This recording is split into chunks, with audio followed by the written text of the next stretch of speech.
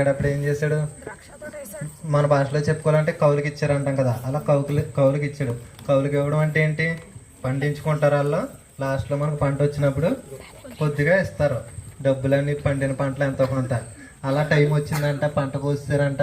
అప్పుడు ఎవరిని పంపించారు? ఆ యజమాని తన దగ్గరుండి ఒక దాసుని పంపించారంట. అప్పుడు దాసుని పంపిస్తే ఆ కాపులు ఏం చేశారంట? పంపించారంట. యాక్చువల్గా వీళ్ళు ఏం చేయాలి? ఆ దాసుడికి వచ్చిన దాంట్లో వీళ్ళు ఎంత అయితే గుర్తు ఇవ్వాలో ఆ గుర్తు ఇవ్వాలి, కానీ ఇచ్చారా? ఇవ్వలేదు. తర్వాత ఏం చేశారు?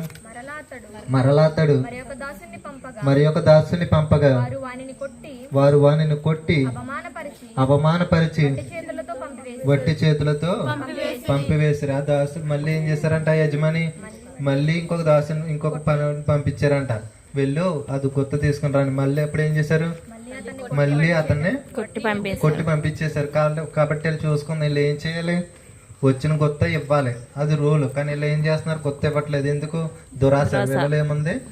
మన అంశం ఏంటి? దురాశ.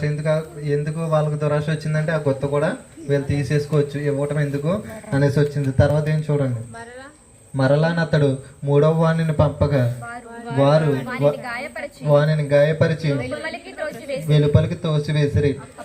అప్పుడు ద్రాక్ష తోట యజమానుడు నేనేమి చేతును? నా ప్రియ కుమారుణ్ణి పంపుదును. ఒకవేళ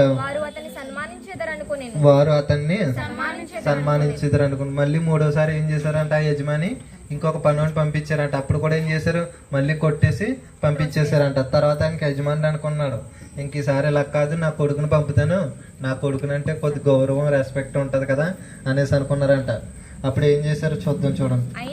అయినను ఆ కాపులు అతన్ని చూచి ఇతడు వారసుడు, ఈ స్వాస్థ్యము మనదగినట్లు ఇతన్ని చంపుదము రండని ఒకరితో ఒకరు ఆలోచించుకుని. వాళ్ళ చూడండి, వాళ్ళ ఆశ ఎలా ఉంది? చాలా దురాశ. అంశం ఏంటి? మన అంశం దురాశ. వాళ్ళు ఏ విధంగా దురాశ పండుతున్నారు చూడండి.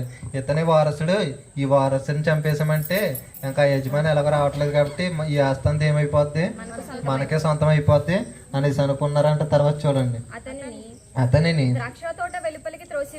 వెలుపలికి త్రోసివేసి చంపిరి. కాబట్టి ఆ ద్రాక్ష తోట యజమానుడు వారికి ఏమి చేయను. ఇక్కడ ఏం చేశారంట? కొడుకును కూడా కొట్టి చంపేశారంట. అందుకు యేసు ప్రభు గారు అడుగుతున్నారు. కాబట్టి ఆ యజమానుడు ఏం చేస్తాడో వాళ్ళకి ఆ పనులకైనా అక్కడ కాపులకి ఏం చేస్తారని అడిగితే అక్కడ ఏం చెప్తున్నారు చూడండి. అతడు వచ్చి ఆ కాపులను సంహరించి తన ద్రాక్ష తోటను ఇతరులకు ఇచ్చిన